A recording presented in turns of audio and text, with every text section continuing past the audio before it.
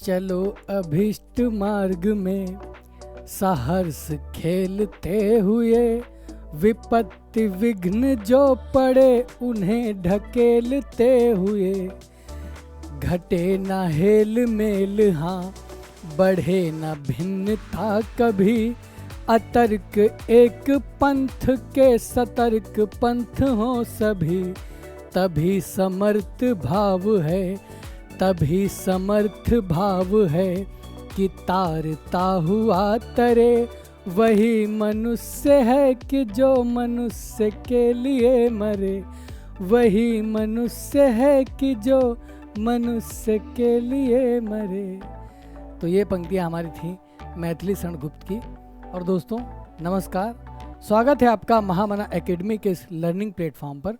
तो दोस्तों हम हिंदी भाषा में बहुत कुछ पढ़ चुके हैं और बहुत कुछ बाकी है। यानी जो हम बहुत कुछ पढ़ चुके हैं, बहुत कुछ पढ़ने का मतलब यही है कि व्याकरण की जो पद एवं कोटियाँ हैं उसमें हमने बहुत से बिंदुओं पर चर्चा कर ली है। जो आधारभूत बिंदु हैं जैसे संज्ञा, सर्वनाम, क्रिया, विशेषण, ये आपके क्या हैं? ये आपके विकारी शब्द हैं। और अविकारी शब्द होते हैं कुछ, उनको बता दिया है मैंने। संज्ञा, क्रिया विशेषण, क्या बोलते हैं, क्रिया विशेषण, और क्या बोलते हैं, संबंध बोधक अव्यय। इस तरीके से हमने चर्चा कर ली। यानी 4 विकारी और 4 अविकारी शब्दों पे चर्चा हम कर चुके हैं। और अब बिंदु आता है दोस्तों, क्या होता है कि जिनके आधार पर, यानी शब्दों की संरचना किनके आधार पर होती है?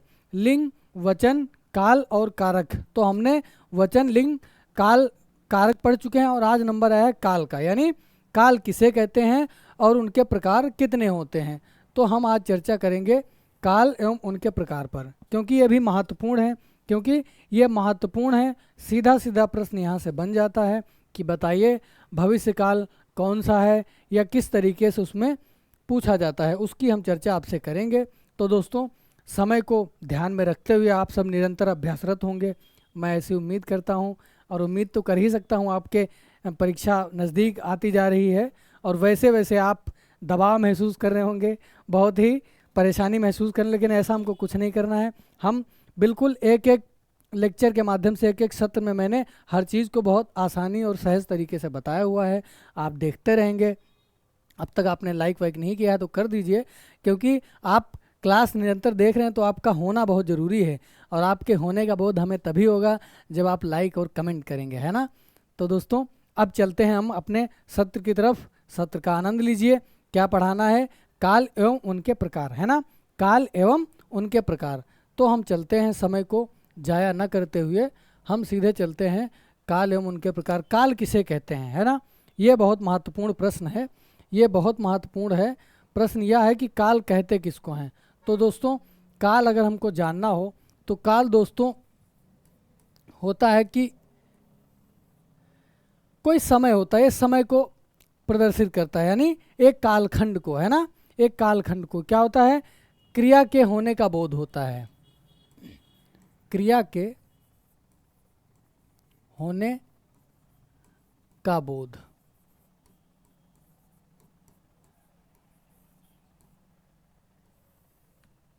काल का मतलब वो काल नहीं है, वो काल दूसरा होता है ना। वो काल दूसरा होता है, मृत्यु का काल, है ना। मृत्यु का काल अलग होता है, ये काल अलग है। क्रिया के होने का बोध होता है। इससे क्या होता है? इससे यह पता चलता है कि कौन सी क्रिया हो रही है, क्रिया हो चुकी है या नहीं, यानी कार्य हो चुका है कि नहीं हो चुका है। तो इससे क्या बोध होता है? क्रिया के होने का बोध, है ना। क्रिया के होने का बोध अर्थात कौन सी क्रिया किस कालखंड में हो रही है उसको ये बताता है ना। क्रिया के होने का बोध होता है, जिससे काल का पता चलता है। जैसे कि कोई कार्य हो चुका होता है, कोई कार्य होने वाला है, या कोई कार्य चल रहा है। तो कुल मिलाकर के काल का मतलब यही है कि क्रिया के होने का बोध होता है, कि क्रिया हो चुकी है कि नहीं हो चुकी है, कार्य हुआ है कि नहीं हुआ है, कार्य हो चुका था या नहीं हो चुकी थी। इस तरीके से इसको हम पढ़ा है कि काल क्रिया के होने का बोध होता है ना।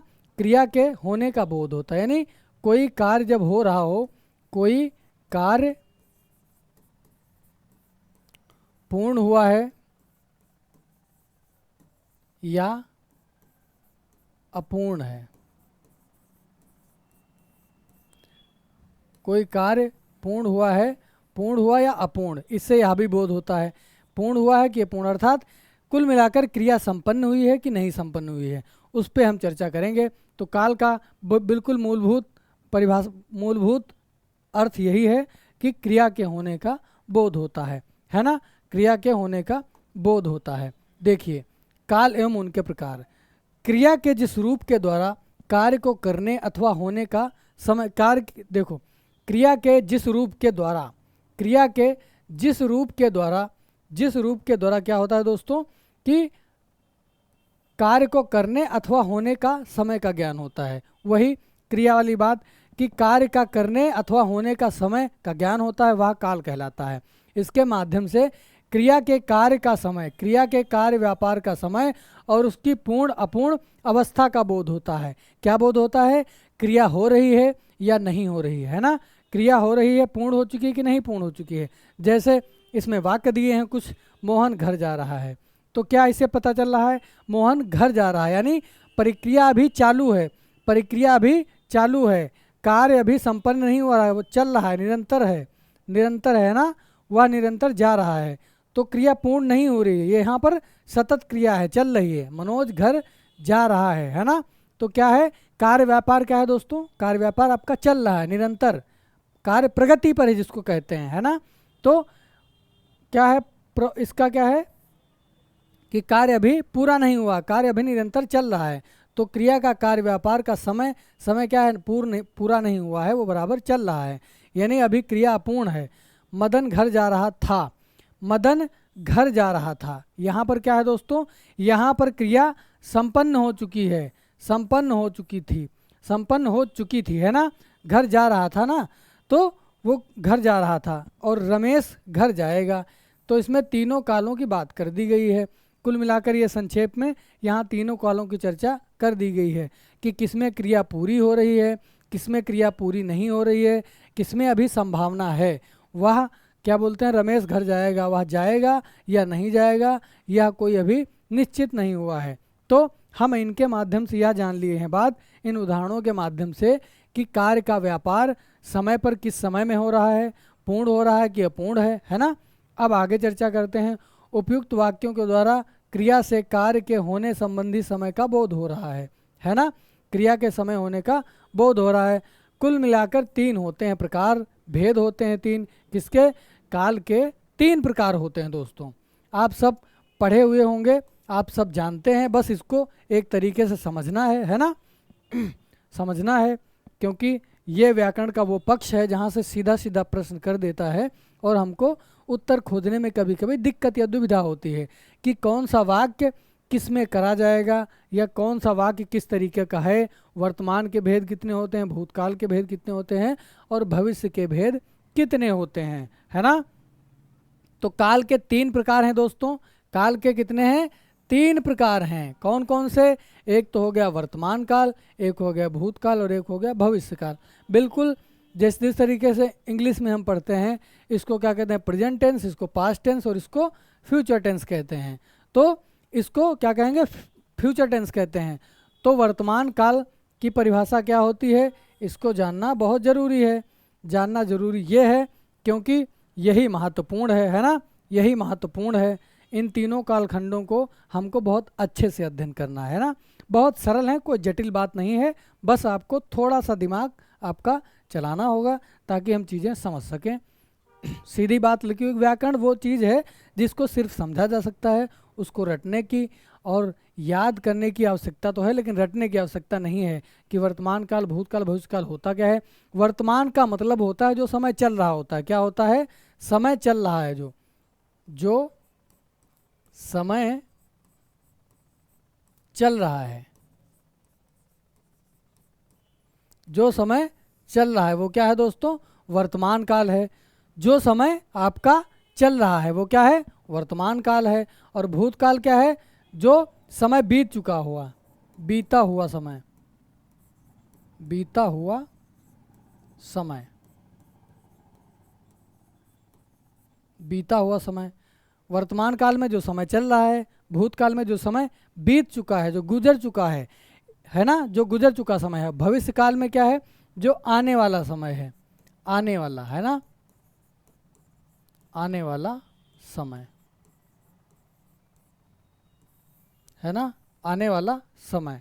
इस तरीके से वर्तमान काल जो समय चल रहा है, भूतकाल जो समय बीत चुका है, और भविष्यकाल जो समय आने वाला है ना, जो समय आने वाला है। अब वर्तमान काल की क्या परिभाषा है? क्रिया का वह रूप जिसके द्वारा हम वर्तमान में चल रहे समय का बोध होता है। हमें वर्तमान में जो चल रहा है उसका बोध होता है। जैसे उसमें कहा गया था कि मोहन जा रहा है, तो जा रहा है वर्तमान की बात है, उसको हम लोग अच्छे से जानते होंगे, है ना, कि मोहन जा रहा है। तो क्रिया क्या है? अभी संपन्न नहीं हुई है, तो वर्तमान समय की बात हो रही वहाँ पर है। क्रिया का वह रूप जिसके द्वारा हमें वर्तमान में चल रहे समय का बोध होता है, वह वर्तमान काल कहलाता है। क्या होता है? समय के होने का बोध हो रहा होता है। जैसे रमेश समाचार सुनता है, अर्थात क्या है? वर्तमान काल की बात हो रही है। सुनता है मतलब उसकी आदत भी हो सकती है। वह समाचार पत्र पढ़ता है तो उसकी आदत हो सकती है, रोज़ पढ़ रहा है ना। मदन घर जाता है तो क्या पता चल रहा है कि यह वर्तमान काल की बात है। प्रीति स्कूल जाती है, इससे क्या पता चल रहा है? वर्तमान काल का बोध यहाँ पर हो रहा है। तो ये क्या हो गया आपका? इसे ही हम वर्तमान काल कहते हैं। अगला बिंदु देखते हैं हम। अगला बिंदु क्या है दोस्तों? उपर्युक्त वाक्यों के द्वारा क्रिया के वर्तमान समय के होने का बोध होता है। अतः उपर्युक्त क्रियाएं वर्तमान काल से संबंधित हैं। वर्तमान काल में प्रमुख 5 भेद होते हैं। वो कौन कौन से होते हैं? इनको जानना बेहद ज़रूरी है। सामान्य वर्तमान काल, तत्कालिक वर्तमान काल, पूर्ण वर्तमान काल, संदिग्ध वर्तमान काल और संभाव्य वर्तमान काल। कौन कौन से होते हैं 5 भेद? इनको याद करना बहुत ज़रूरी है। पूछ लेगा सीधा प्रश्न कि बताइए वर्तमान काल के कितने भेद होते हैं, है ना। वर्तमान काल के कितने भेद होते हैं? तो दोस्तों कितने भेद होते हैं? 5 भेद होते हैं। कौन कौन से? पांच भेद कौन कौन से होते हैं? एक तो सामान्य वर्तमान काल होता है, सामान्य, तत्कालिक वर्तमान काल, पूर्ण वर्तमान काल और संदिग्ध वर्तमान काल और संभाव्य वर्तमान काल। सामान्य वर्तमान काल की चर्चा हम आपसे करेंगे। कुल मिलाकर ये 5 प्रकार होते हैं वर्तमान काल के। कौन कौन से? सामान्य, तत्कालिक, पूर्ण, संदिग्ध और संभाव्य, है ना।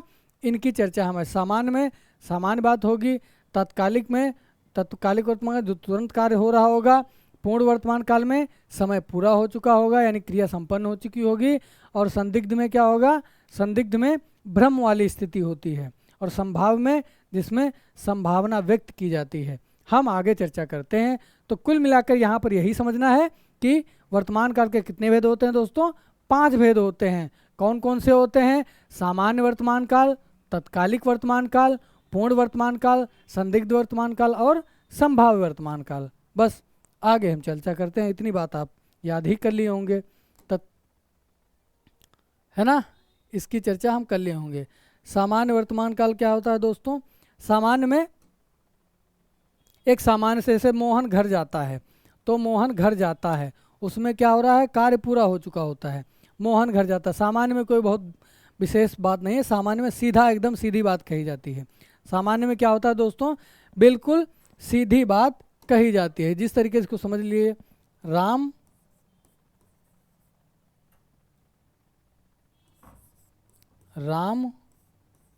वन जाते हैं, राम वन जाते हैं, है ना।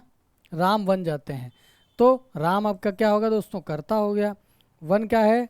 वन में जा रहे हैं। राम वन को जाते हैं ना, या राम वन जाते हैं, तो जाना आपकी क्रिया हो गई, है ना। जाना आपकी क्रिया हो गई। तो बिल्कुल सामान्य वर्तमान में सीधी सी बात लिखी हुई है, यानी कि एक क्रिया के होने का बोध हमको हो रहा है, तो ये सामान्य वर्तमान काल हो जाएगा आपका। राम वन जाते हैं, है ना। राम वन जाते हैं। जाते हैं क्यों लगाया है? क्योंकि आदरणीय है, यानी कि सम्मानीय व्यक्ति के लिए जब हम है अगर एक वचन होता है, सीधी बात करते हैं, जैसे कि राजू घर जाता है, तो वो क्या है? कोई व्यक्ति है, वो आपका दोस्त हो सकता है, मित्र हो सकता है, तो उसके लिए हम है लगाते हैं। लेकिन जब कोई सम्मानीय किसी को सम्मान देना होता है तो यहाँ पर है लगाते हैं हम। तो ये सीधी सी बात लिखी है, यानी सामान्य वर्तमान काल का है, एक कर्ता होगा, कर्म होगा और क्रिया होगा। बस साधारण सा ये तरीका है कि राम वन जाते हैं, राजू घर जाता है, वह पढ़ता है, वह लिखती है ना। तो ये क्या होगा, सामान्य वर्तमान काल हो गया। तत्कालिक वर्तमान काल देखते हैं क्या होता है। तत्कालिक वर्तमान काल वह होता है क्रिया का ऐसा रूप जिसके द्वारा बोध हो कि क्रिया वर्तमान में चल रही है, उसे तत्कालिक वर्तमान काल कहते हैं। तत्कालिक वर्तमान काल क्या होता है दोस्तों, जिसमें क्रिया का ऐसा रूप होता है जिससे यह बोध होता है कि वर्तमान में क्रिया चल रही है कि नहीं चल रही है ना, क्रिया चल रही है कि नहीं हो रही, यानी कार्य संपन्न हो रहा है या अभी निरंतर चल रहा है। तो क्या है दोस्तों, राम घर जा रहा है, राम घर जा रहा है, तो इससे क्या पता चल रहा है कि क्रिया अभी पूरी नहीं हुई है। तत्कालिक यानी तत्कालिक माने तुरंत, यानी अभी कार्यरत है वो। तत्कालिक मतलब वो तुरंत अभी कार्यरत है। तत्कालिक वर्तमान काल, पहले सामान्य वर्तमान काल फिर तत्कालिक वर्तमान काल। तत्कालिक वर्तमान काल में क्या है कि क्रिया वर्तमान समय में चल रही होगी, चल रही है, यानी होगी नहीं, चल रही है ना दोस्तों। क्रिया क्या है, अभी चल रही है, कार्य भी प्रोसेस में है, प्रगति पर है ना। तो राम घर जा रहा है, वह पढ़ रहा है, वह लिख रहा है, जिसको अंग्रेजी में कहते हो कंटिन्यूअस, है ना। यहाँ पर वही बात है, बस समझाने के लिए आपको इंग्लिश के माध्यम से आपको बताया मैंने। क्या होता है तत्कालिक मतलब कंटिन्यूअस, है ना, कंटिन्यू, कार्य अभी चालू है निरंतर, उसे ही क्या कहेंगे, तत्कालिक वर्तमान काल कहेंगे। मनोज पत्र लिख रहा है, राधा पढ़ रही है, सीता गा रही है, इस तरीके से क्या होता है, रहा है रही है वाले शब्द आते हैं, तो उसमें तत्कालिक वर्तमान काल होता है। सीधी सी बात है कि क्रिया का बोध ऐसे होगा कि वह कार्य चल रहा है कि नहीं चल रहा है, इसका बोध होगा तो क्या होगा, तत्कालिक वर्तमान काल। पूर्ण वर्तमान काल क्या होता है दोस्तों, ये दूसरा हो गया, ये तीसरा हो गया। पूर्ण वर्तमान काल क्या होता है, क्रिया का ऐसा रूप जिसके कार्य के वर्तमान काल में पूर्ण सिद्धि का बोध होता है। क्या होता है, इससे पता चलता है कि कार्य पूरा हो गया है। हमको पूर्ण वर्तमान काल के बारे में क्या जानना है कि आपका कार्य क्या हो चुका है दोस्तों, पूरा हो चुका है, वह पढ़ चुका है, उसने खा लिया है ना, राम ने खाना खाया है ना, सीता स्कूल गई है, या राधा नाचती है या नाची है ना, इस तरीके से सीता स्कूल गई है, वह घर जा चुका है ना। तो क्या होता है, कार्य पूरा हो गया होता है।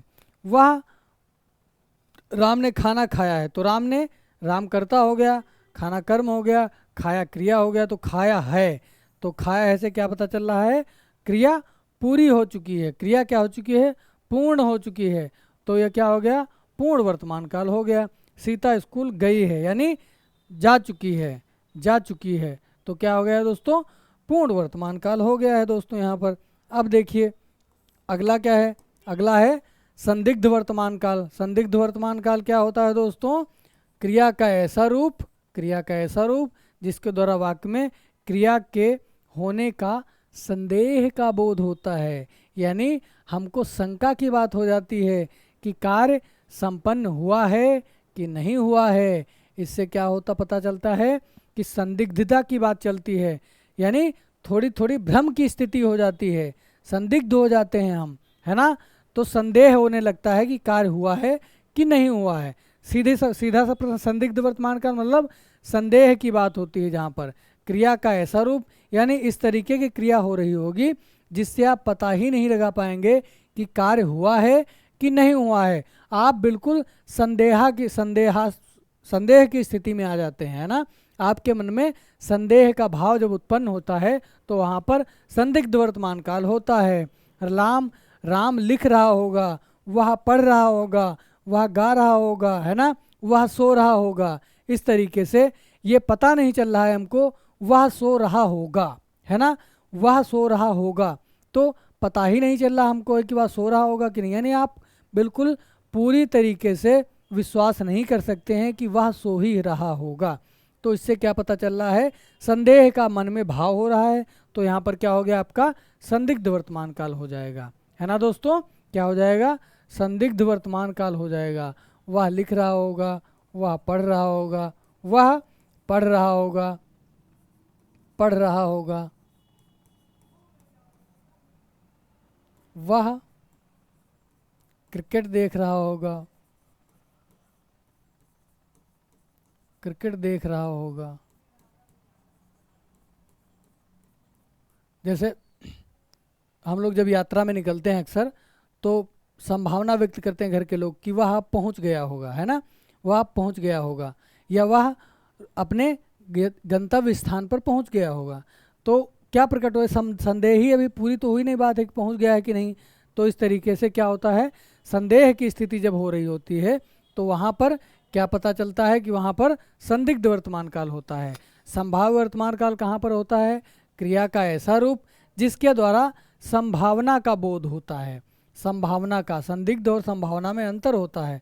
संभावना का बोध होता है कि कार्य वर्तमान काल में हो जाएगा, उसे संभाव्य वर्तमान काल कहते हैं, है ना।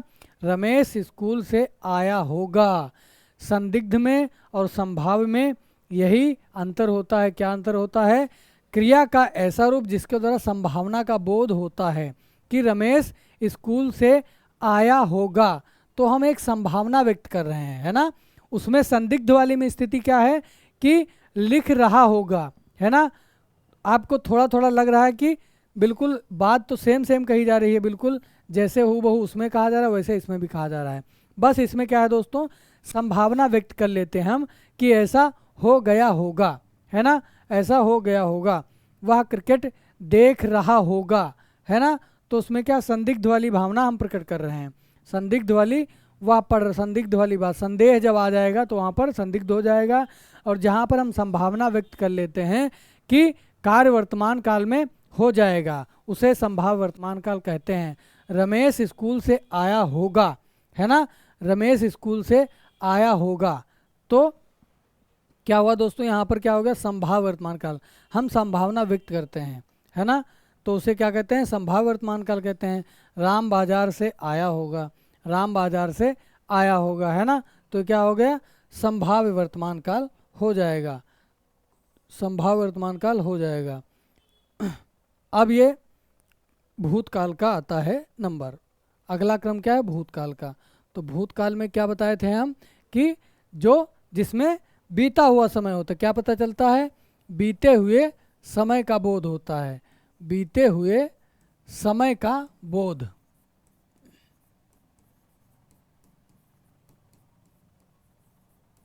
बीते हुए समय का बोध होता है ना। ये चीज़ें बहुत सरल हैं, आप सब पढ़े हुए हैं, बस इसको समझना है। बीते हुए समय का बोध होता है, क्या होता है भूतकाल में, बीते हुए समय का बोध। वर्तमान काल के 5 भेद होते हैं, हमने पढ़ लिया है। क्या पढ़ा है, सामान्य वर्तमान काल, तात्कालिक वर्तमान काल, संदिग्ध वर्तमान काल, संभाव्य वर्तमान काल, और क्या पढ़ा था, पूर्ण वर्तमान काल। क्रम इधर उधर हो जाए कोई दिक्कत नहीं है, बस आपको समझना है। कई कई किताबों में पहले भूतकाल दिया होता है, वर्तमान काल दिया होता है, तो आप क्रम में मत जाइए। आपको ये बात पता होनी चाहिए कि किसे वर्तमान काल कहते हैं, वर्तमान काल के कितने भेद होते हैं। क्रम इधर उधर हो जाए तो कोई आपको चिंता की बात नहीं करनी है ना, कोई दिक्कत नहीं। बस आपको पता होनी चाहिए कि वर्तमान काल में कितने भेद होते हैं, भूतकाल में कितने भेद होते हैं, वर्तमान काल किसे कहते हैं, भूतकाल किसे कहते हैं। तो वर्तमान काल में समय का क्या होता है, होने का बोध होता है कि वर्तमान काल जो चल रहा है समय, और भूतकाल में जो बीता हुआ समय यानी बीते हुए समय का बोध होता है, उसे ही वर्तमान काल कहते हैं। बस एक बिंदु याद रखना है, वही कि बीते हुए समय का जिसमें बोध हो वो क्या होता है, भूतकाल होता है। तो क्रिया के जिस रूप के द्वारा कार्य के समाप्त होने का बोध होता है, यानी क्रिया संपन्न हो चुकी होती है, या क्रिया का ऐसा रूप जिसके द्वारा बीते हुए समय का बोध होता है, वह क्या कहलाता है, भूतकाल कहलाता है ना। राम खाना खा चुका था, चुका था, तो चुका से क्या पता चल रहा है, खाना खा चुका था कि कार्य संपन्न हो गया, हो चुका होगा, है ना। यानी क्रिया संपन्न हो चुकी होगी, क्रिया पूरी हो चुकी होगी, हो चुकी थी, इसलिए क्या कहेंगे, इसको भूतकाल कहते हैं। राम ने अपना पाठ याद कर लिया था, लिया था, है ना, याद कर लिया था। तो क्या है दोस्तों, क्रिया संपन्न हो चुकी थी, से ये पता चल रहा है। तो क्या है दोस्तों, भूतकाल यही है। भूतकाल के प्रमुख रूप से 6 भेद होते हैं, वर्तमान काल के 5 भेद होते हैं, और भूतकाल के 6 भेद होते हैं। कौन कौन से, सामान्य भूतकाल, जैसे उसमें सामान्य वर्तमान काल था वैसे इसमें सामान्य भूतकाल है। और इसमें क्या है, आसन्न भूतकाल, आसन्न, पूर्ण भूतकाल, अपूर्ण भूतकाल, संदिग्ध भूतकाल और हेतु हेतुमद हेतुमद भूतकाल, है ना, हेतुमद भूतकाल। तो क्या है दोस्तों, सामान्य भूतकाल है जो सामान्य वर्तमान काल में भी है। उसमें क्या था, तात्कालिक वर्तमान काल था, इसमें आसन्न भूतकाल है। कहीं कहीं पर बिल्कुल क्या है, जैसे सामान्य है, पूर्ण वर्तमान काल उसमें है, संदिग्ध है। तो ये 3 पॉइंट उसमें है, आप भ्रमित नहीं होंगे। वो 3 पॉइंट, 3 बिंदु इसमें भी हैं। कौन कौन से, एक तो उसमें क्या था, सामान्य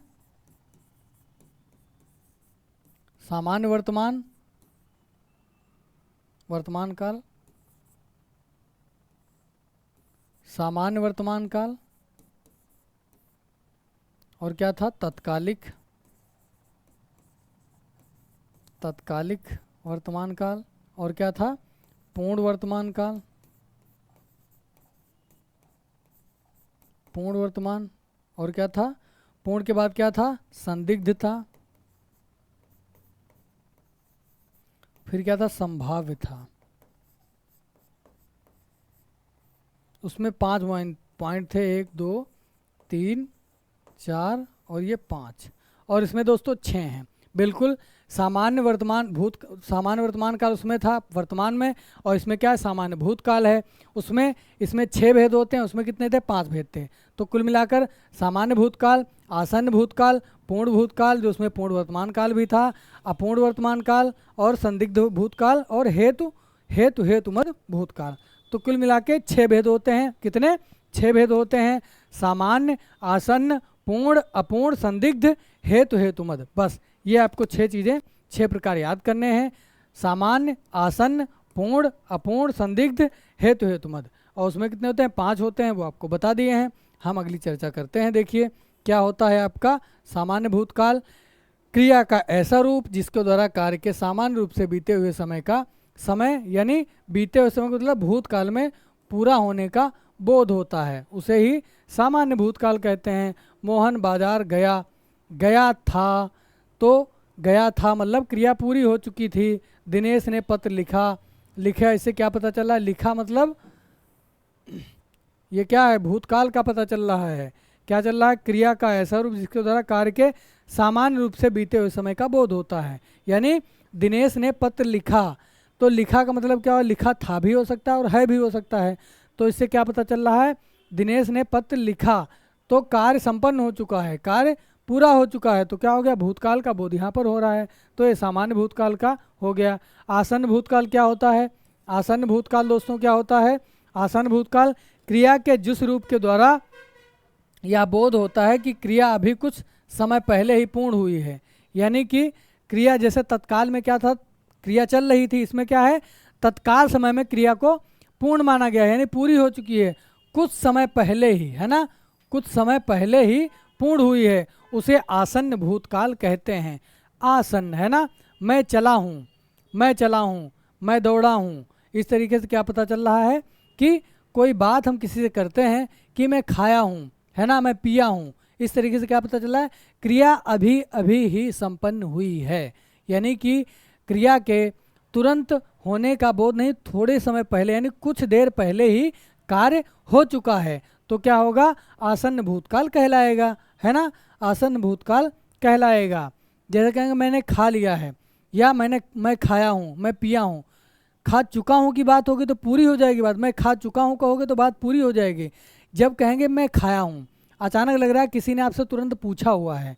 जब आप कोई प्रश्न आपसे करता है कि क्या आप खाना खाए हैं, तो आप कहते हैं हाँ खाए हैं, यानी तुरंत खाए हैं। इसको समझना है। अगर आप कहेंगे खा चुका हूँ तो थोड़ा समय बीत चुका है। अगर आप ये कहते हैं कि मैं खाना खाया हूँ, यानी क्रिया अभी अभी ही संपन्न हुई है। तो क्या होगा दोस्तों, वहाँ पर आसन्न भूतकाल हो जाएगा। क्या होगा दोस्तों, आसन्न भूतकाल। मैं चला हूँ, मैं पला हूँ, है ना, मैं दौड़ा हूँ, मैं भूखा हूँ। तो क्रिया, या भूखा नहीं कहेंगे, मैं दौड़ा हूँ, मैं रोया हूँ, यानी अभी क्रिया तुरंत पहले ही संपन्न हुई है, कुछ समय हुआ है। तो क्या होता, कुछ समय ही पहले पूर्ण। इस बात को याद रखना है। यानी कोई आपसे जब प्रश्न करेगा तो आप यही कहेंगे, अगर तुरंत हुआ हो तो यही कहेंगे हाँ मैं खाया हूँ, इस तरीके से। तो क्या होगा दोस्तों, आसन्न भूतकाल हो गया। कोई दिक्कत कोई परेशानी आपको नहीं होनी चाहिए, है ना। आगे पढ़ते हैं, सामान्य भूतकाल, आसन्न भूतकाल, और अगला क्रम क्या है दोस्तों, अगला क्रम है दोस्तों पूर्ण भूतकाल। पूर्ण भूतकाल क्या होता है, जिसमें क्या होता है दोस्तों, क्रिया का ऐसा रूप जिसके द्वारा कार्य की समाप्ति या पूर्ण अन्य समय का स्पष्ट बोध होता है। क्या होता है दोस्तों कि क्रिया संबंधी का समय अनिश्चित होता है। पूर्ण माने पूर्ण संबंधी, ये टाइपिंग मिस्टेक है थोड़ा सा, स्पष्ट बोध होता है, वह पूर्ण भूतकाल होता है। क्या होता है दोस्तों, क्रिया का ऐसा रूप जिसके द्वारा कार्य की समाप्ति संबंधी समय का स्पष्ट बोध होता है। या तो पूर्ण हो चुका होता है, या तो क्या होता है, क्या होगा दोस्तों, कार्य की समाप्ति हो चुकी होती, कार्य की क्या हो चुकी होती है, समाप्ति हो गई होगी, उसके समय का बोध होता है। जैसे मनोज घर जा चुका था, वही बात आपको बताएं। आसन्न में क्या होता है दोस्तों, क्रिया कुछ समय पहले ही संपन्न हुई है। और पूर्ण में क्या होता है, पूर्ण भूतकाल में उसमें क्रिया संपन्न हो चुकी होती है, संपन्न हो चुकी होती है। मनोज घर जा चुका था, है ना, मैं खाना खा चुका था, है ना, मैं खाना खा चुका था, मैं पढ़ चुका था, इस तरीके से। उसने मदन को मारा था, है ना, उसने मदन को मारा था, इस तरीके से। मैं पढ़ चुका था, वह खेल चुका था, वह पत्र लिख चुका था, इस तरीके से क्रिया क्या होती है दोस्तों, कार्य समाप्त हो चुका होता है, यानी उसमें थोड़ा सा समय बीत चुका होता है। और आसन्न में क्या होता है, बिल्कुल तुरंत कार्य हुआ होता है, यानी कुछ समय ही बीता हुआ होता है कि क्रिया संपन्न हुई होती है। और इसमें क्या होती है, एक समय, एक काल बीत चुका होता है। तो क्या होता है दोस्तों, कार्य की समाप्ति हो चुकी होती है, तो क्या होता है, पूर्ण भूतकाल होता है। अपूर्ण भूतकाल क्या होता है, क्रिया का ऐसा रूप जिसके द्वारा क्रिया के भूतकाल में होने का बोध हो, क्रिया के होने का बोध हो, परंतु क्रिया की समाप्ति का बोध ना हो, तो वो क्या होता है दोस्तों, अपूर्ण भूतकाल होता है। कैसे, देखिए इसमें लिखा है कि राम घर आ रहा है, आ रहा था, है नहीं था, राम घर आ रहा था। तो इससे क्या पता चल रहा है, भूतकाल में क्रिया तो हो रही है, क्रिया तो हो रही थी, क्रिया तो भूतकाल में हो रही थी, लेकिन क्रिया की समाप्ति का बोध नहीं हो रहा था, है ना, बोध नहीं हो रहा है कि क्रिया संपन्न हुई थी कि नहीं, कि राम घर आ रहा था। इससे ये पता चल रहा है कि क्रिया तब निरंतर चल रही थी, पूर्ण हुई थी या अपूर्ण हुई थी कुछ पता नहीं चल रहा है, तो उसे ही अपूर्ण भूतकाल कहते हैं। पूर्ण में कार्य संपन्न हो चुका था, और अपूर्ण में क्या होता है दोस्तों, बिल्कुल इसका विपरीत है कि कार्य संपन्न नहीं हुआ था, अभी चालू था कार्य, यानी कार्य क्रिया हो रही थी और ये पता नहीं चल रहा है कि हो रही थी, हो चुकी थी कि नहीं हो चुकी थी, क्या था, रही थी। तो क्या पता चल रहा है, कार्य अभी अपूर्ण है, क्रिया का ऐसा रूप जिसके द्वारा अपूर्णता का बोध होता है, वहाँ पर क्या होता है, अपूर्ण भूतकाल होता है। वह स्कूल जा रही थी, तो पता ही नहीं चला, जा ही रही थी कि पहुँच चुकी थी, तो क्या है दोस्तों, समाप्ति का बोध नहीं हो रहा है, तो ये क्या हो गया, अपूर्ण भूतकाल कहते हैं इसको। तो पूर्ण भूतकाल का बिल्कुल उल्टा होता है अपूर्ण भूतकाल, इससे आप समझ गए होंगे। अब अगला बिंदु चलते हैं, संदिग्ध भूतकाल, वो क्या होता है, इसको भी हम समझ लेते हैं। संदिग्ध भूतकाल क्या होता है दोस्तों, क्रिया का ऐसा रूप जिसके द्वारा क्रिया के भूतकाल में पूर्ण होने के संबंध में संदेह प्रकट हो। क्या है दोस्तों, संदेह प्रकट हो। जिस तरीके से उसमें संदिग्ध वर्तमान काल था, उसी प्रकार से इसमें संदिग्ध भूतकाल है। तो संदिग्ध में क्या होता है दोस्तों, भूतकाल में पूर्ण होने के संबंध में संदेह हो जाता है कि कार्य हुआ होगा या नहीं हुआ होगा। बिल्कुल आप समझिए कि राम गया होगा, ट्रेन छूट गई होगी, है ना, तो इसमें संदेह वाली स्थिति प्रकट हो रही है यहाँ पर, तो क्या हो जाएगा, संदिग्ध भूतकाल हो जाएगा, है ना। वह खाना खाया होगा, है ना, वह सोया होगा, वह पढ़ा होगा, वह पढ़ने गया होगा, इस तरीके से क्या पता चल रहा है, संदिग्ध की स्थिति यहाँ पर पता चल रही है, तो यहाँ पर क्या होगा, संदिग्ध भूतकाल होगा। अगला बिंदु है, यानी छठा नंबर कौन सा है, हेतुमत भूतकाल। इसको क्या कहते हैं, क्रिया का ऐसा रूप जिसके द्वारा एक क्रिया के होने या ना होने पर दूसरी क्रिया का होना अथवा ना होना पर निर्भर करता है, वहाँ हेतुमत भूतकाल कहते हैं। क्या कहते हैं, हेतुमत भूतकाल कहते हैं। यानी हेतु माने कारण होता है, तो इसमें दो क्रियाओं का जिक्र किया गया है। क्रिया का ऐसा रूप जिसके द्वारा क्रिया के होने या न होने पर दूसरी क्रिया का होना अथवा न होना निर्भर करता है, उसे हेतु हेतुमद भूतकाल कहते हैं। किस तरीके से? यदि मदन ने पत्र लिखा होता तो मैं अवश्य आता। हेतु हेतुमद में बस ये याद रखना है कि एक वाक्य होगा, उसमें दो क्रियाएं होंगी और उन दो क्रियाओं से ये पता नहीं चल रहा होगा कि कार्य हो दूसरी क्रिया का होना अथवा ना होने पर निर्भर करता है, कार्य हुआ होगा कि नहीं हुआ होगा। यदि मदन ने पत्र लिखा होता तो मैं अवश्य आता, है ना। तो इससे क्या पता चल रहा है? इसमें दो क्रियाएं हैं। यदि मदन ने पत्र लिखा होता, है ना, पत्र लिखा होता, इधर लिखना और इधर क्या है दोस्तों? अवश्य आता, इधर आना, यानी दो क्रियाएं यहाँ पर हैं। हेतु हेतुमद में दो क्रियाएं हुई होंगी, बस आप समझ जाएंगे वहाँ पर क्या है, हेतु हेतुमद भूतकाल होता है कि कार्य क्या होगा दोस्तों? होना निर्भर करता है। कैसे? कि क्रिया का ऐसा रूप जिसको द्वारा एक क्रिया के होने या ना होने पर दूसरी क्रिया का होना अथवा, यानी जब एक क्रिया हुई होगी तो उसी पर दूसरी क्रिया भी आधारित होगी, वो हुई होगी कि नहीं हुई होगी, इससे हम पता करेंगे कि दो क्रियाएं वाक्य में होंगी। किस तरीके से? किस तरीके से दोस्तों देखिए यहाँ पर, यदि वर्षा होती तो फसल अच्छी होती, यानी निर्भर है, एक क्रिया दूसरे पर निर्भर है, इसमें एक क्रिया दूसरे पर निर्भर है, तो हेतु हेतुमद भूतकाल हो जाएगा। यदि वर्षा होती तो फसल अच्छी होती, है ना। इससे क्या पता चल रहा है कि दो क्रियाएं हैं और एक क्रिया दूसरी क्रिया पर निर्भर है। जब एक कार्य संपन्न होगा ये वाला तो ये भी संपन्न हो गया होता। यदि वर्षा अच्छी होती तो फसल अच्छी होती, यानी कि वर्षा नहीं हुई इसलिए फसल अच्छी नहीं हुई, यानी एक क्रिया दूसरी क्रिया पर निर्भर होती है, वहाँ पर हेतु हेतुमद भूतकाल होता है ना। हेतु हेतुमद भूतकाल होता है। अब बिंदु आता है भविष्य काल का। हमने वर्तमान काल भूतकाल पढ़ लिया है। वर्तमान काल में भेद 5 होते हैं, सीधा प्रश्न कर देगा, और भूतकाल में भेद 6 होते हैं, है ना। 6 भेदों की चर्चा हमने आपसे कर ली है। भविष्य काल में पढ़ेंगे हम। देखिए, क्रिया के जिस रूप के द्वारा कार्य के आने वाले समय में यानी भविष्य काल का बोध होता है, होने का भाव प्रकट होता है, वह भविष्य काल कहलाता है ना। भविष्यवाणी जैसे लोग करते थे ना कि ऐसा हो जाएगा, आकाशवाणी में आप सुनते थे, पौराणिक जो कहानियाँ हैं उनमें कहते थे उन्होंने भविष्यवाणी कर दी है। तो भविष्यवाणी करने का मतलब ये था कि आपके भविष्य में क्या होगा, ऐसी उन्होंने भविष्यवाणी कर दी है कि ऐसा ही होगा, उस तरीके से। इससे क्या पता चलता है?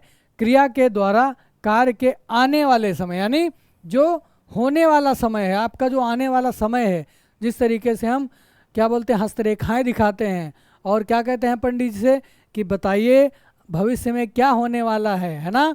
हमारा ब्याह हुआ होगा कि नहीं होगा, है ना, हमारे नौकरी मिलेगी कि नहीं मिलेगी। इस तरीके से हम जब भविष्यवाणी दूसरे से करवाते हैं, यानी एक संभावना व्यक्त करवा दी जाती है आपसे, वैसा बता देते हैं कि ऐसा आने वाला है, आप ऐसा ऐसा कर लीजिए। तो इस तरीके से, है ना दोस्तों। तो आप भविष्य के चक्कर मत पड़िए, क्या बोलते हैं, तकदीर पे मत चलिए, अपनी मेहनत पे भरोसा रखिए, आप निरंतर पढ़ते रहिए, आपको सीधे प्रवेश पाना है ना। तो उसके लिए हम निरंतर अभ्यासरत रहेंगे। कुल मिलाकर पहले मेहनत को प्राथमिकता दी जानी चाहिए, है ना। किस्मत तो बाद का मसला है, पहले मेहनत का मसला है, यानी हम मेहनत करेंगे अच्छे से तभी हमारा भविष्य सुंदर होगा। यानी जब वर्तमान को हम अच्छे से कहते हैं, वर्तमान जिसका अच्छा होगा उसका भविष्य तो वैसे भी खूबसूरत होता चला जाएगा। तो यदि आप अपने वर्तमान समय को ध्यान में रखते हैं, उसके हर एक समय को महत्व देते हैं, तो आपका भविष्य सुंदर और सुनहरा हो जाएगा। तो क्या होगा, क्रिया के जिस रूप के द्वारा कार्य के आने वाले समय का बोध होता है या भाव प्रकट होता है, वहाँ पर भविष्यकाल कहलाता है। मदन स्कूल जाएगा, राम पत्र लिखेगा, वह खेलेगी, है ना, वह पढ़ेगी, है ना। तो ये क्या होगा दोस्तों, इसमें आने वाले समय का बोध हो रहा है। पत्र लिखेगा, भविष्यत काल के प्रमुख रूप से 3 प्रकार होते हैं। कौन कौन से? सामान्य, संभाव्य, हेतु हेतुमद भविष्य काल, यानी 3 काल होते हैं। कौन कौन से? सामान्य भविष्यत काल, संभाव्य भविष्यत काल और हेतु हेतुमद भविष्यत काल। इसमें सिर्फ 3 हैं। वर्तमान में कितने थे? वर्तमान काल में 5 भेद थे और भूतकाल में 6 भेद थे, और इसमें कितने हैं? 3 भेद हैं। भविष्यत काल में 3 भेद हैं, है ना दोस्तों। कितने हैं? 3 भेद हैं। कौन कौन से हैं, इसकी चर्चा हम आपसे करने वाले हैं। सामान्य भविष्यकाल क्या होता है दोस्तों? क्रिया के जिस रूप के द्वारा क्रिया के भविष्य में सामान्य ढंग से होने का बोध होता है, मतलब एक सामान्य ढंग से पता चलता है, उसे ही क्या कहेंगे? सामान्य भविष्य काल कहते हैं। रामबाद आ जाएगा। कुल मिलाकर 3 क्रिया, कर्ता, क्रिया और कर्म होगा, उससे पता चल जाएगा क्या है दोस्तों? सामान्य भविष्य काल है। दिनेश अखबार बेचेगा, है ना, वह खेल खेलेगा, या वह क्रिकेट देखेगा, या वह पढ़ेगा, वह लिखेगा, है ना। इस तरीके से क्या पता चल रहा है? सामान्य ढंग से होने का बोध हो रहा होगा, वहाँ पर सामान्य भविष्यत काल होगा। संभाव्य भविष्यत काल कहाँ पर होता है? क्रिया के जिस रूप के द्वारा क्रिया के भविष्य में होने संबंधी संभावना का बोध होता है, वहाँ पर संभाव्य भविष्यत काल होता है ना। परीक्षा में शायद मदन को अच्छे अंक प्राप्त हों, परीक्षा में शायद मदन को अच्छे अंक प्राप्त हों, चोर शायद पकड़ा जाए, है ना। तो क्या पता चल रहा है दोस्तों? चोर शायद जब कहते हैं तो संभावना व्यक्त कर रहे हैं, वह शायद पास हो जाए, है ना। तो शायद की जब बात करते हैं अधिकतर शायद ही लगा होता, तो क्या पता चलता है? संभावना व्यक्त की जा रही है ना, संभावना व्यक्त की जा रही है। तो क्या कहलाता है दोस्तों? वो आपका संभाव्य भविष्यत काल कहलाता है। और हेतु हेतुमत में क्या होता है? वह यदि पढ़ेगा तो अवश्य पास होगा। संभाव्य में जो हेतु हेतुमत था, है ना, हेतु हेतुमत क्या था उसको यहाँ पर समझ लेते हैं। हेतु हेतुमद भविष्य काल है। भविष्य काल क्या है दोस्तों? हेतु हेतुमद भविष्य काल क्या है दोस्तों? इस वाक्य को समझिए। वह यदि वह पढ़ेगा, यदि वह मेहनत करेगा तो अवश्य सफल होगा। यानी इसमें भी 2 क्रियाएं होंगी। कैसे? यदि वह मेहनत करेगा, है ना, यदि वह मेहनत करेगा तो अवश्य सफल होगा। तो इसमें क्या पता चला? 2 क्रियाएं हैं और यदि संभावना व्यक्त की जाए इसमें भी है ना दोस्तों। इसमें क्या कहते हैं? भविष्य की बात कह दी जा रही है कि यदि वह मेहनत करेगा तो अवश्य सफल होगा। यदि वह मैच देखेगा, यदि वह खाना खाएगा,